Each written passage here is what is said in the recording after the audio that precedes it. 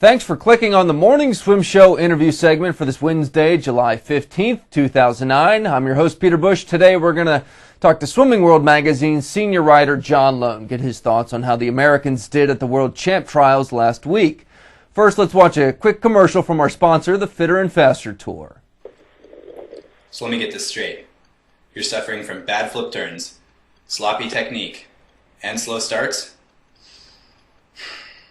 I've got just the prescription. The Fitter and Faster Tour. SwimChampions.com. It's sure to help. Sure to help.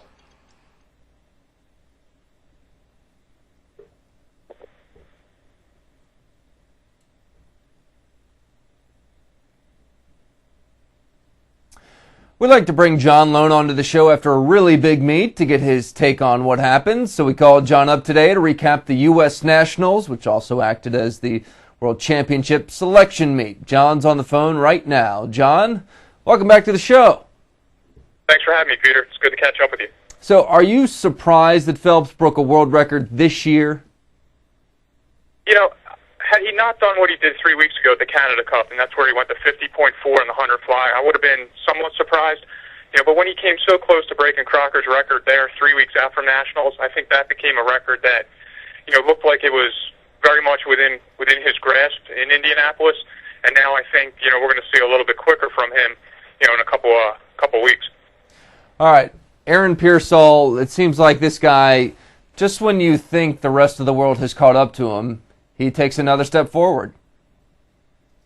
Aaron's just a gamer, and you have to love that in him. I mean, he hammers the 100 back, 200 back, and you know, it's kind of crazy to say that the two world record swims are not the highlights of that meet.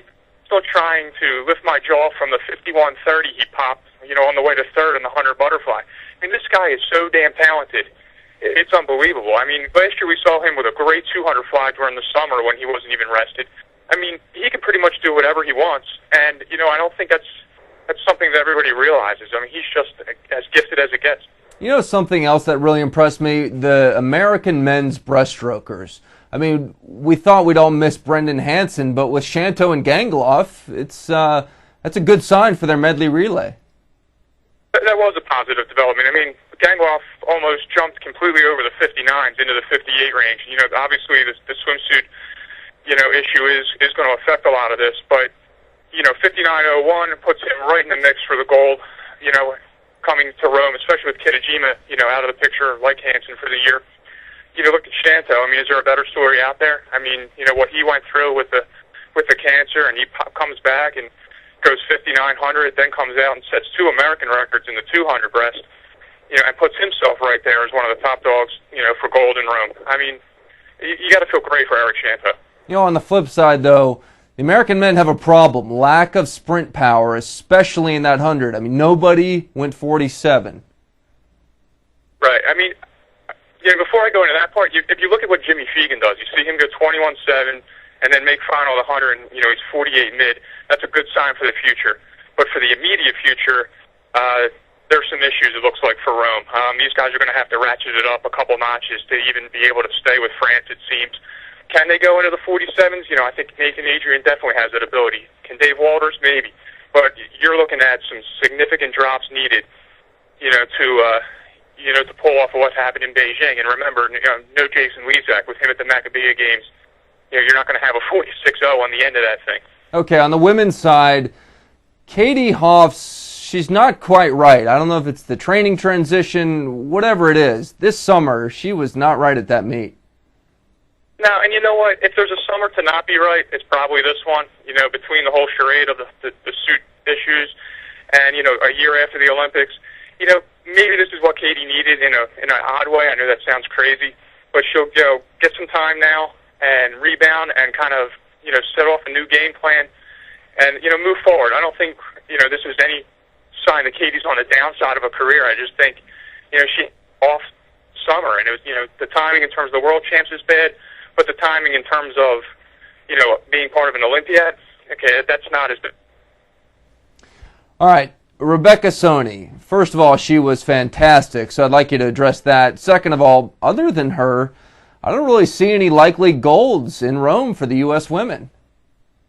Yeah, I think Rebecca, just an amazing effort. Obviously, right on her 200 breast world record pace for the, ahead of it for the majority of that race. Fell slightly off at the end. She'll have Anime Pierce from Canada to play with, but her 100 breast, 105's, low. I mean, that was a huge step forward, for a girl who up till now has been more of a 200 breaststroker, although she's obviously an elite 100 breaststroker. I think you have to look at her as the favorite for both events in Rome. In terms of, is she the only gold medal possibility? It could happen. I'd like to think that Dara's going to be in the running there for the 50 free. I think we very well could see Dara swim the 50 fly. Maybe Dana Vollmer, gives that spot to Dara because of the 25-50 she went, in that time trial at the end of Nationals. And I think you have to look at Christine Magnuson in the 100 fly. Veldhuis has been 56.6, so she'll go in as the favorite. Jessica Schipper's been 56.9, but I think Magnuson can be in the 56s, and that would make her part of a gold medal run. Okay, so overall, if you're USA Swimming, do you feel good about what happened in Indy, or are you a little worried that the rest of the world's a step closer than they were last summer? Yeah, I'm a little worried on the women's side. That's to be expected when you have Natalie Coughlin, taking off and a much-deserved time off for her. You have Katie out of the picture, obviously, because things didn't work. Kate Ziegler comes down with a virus, so she's out of the picture there. So the women, there are some issues, but at the same time, you look at people like Basel returns to another international meet. Elizabeth Pelton comes out of, and finally has her breakthrough and is 100, 200 back. Could have been 200 IM. She scratched. So there's some young stars that are coming up, and that's a positive. For the men, they're going to have a solid meet. They'll still be the best country in the world. And, I don't think there's as many concerns there, just in the sprints. All right, thanks, John. Appreciate it. Thank you, Peter. All right, that's John Lohn joining us, and that's it for today's interview segment. Our thanks to the Fitter and Faster Tour, and thank you for watching. I'm Peter Busch, reminding you to keep your head down at the finish.